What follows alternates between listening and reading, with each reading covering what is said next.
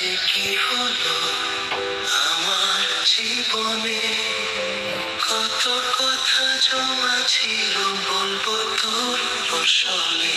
তুই না যে আমি শূন্য একাকি, ঝলমলে আলো এলো আধার দেখি, একসাথে পথ চলা খুনসুটি ঝগড়া মিলন।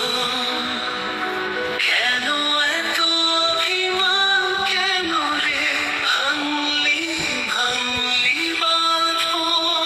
হই না যে আমি শূন্য একাকি, ঝলমলে আলো এলো আধার দেখি, একসাথে পথ চলা খুনসুটি ঝগড়া মিলন।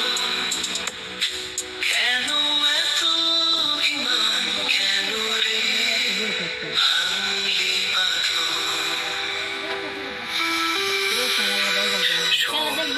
অভিমান করিস না, আমাকে যত্নে রাখিস।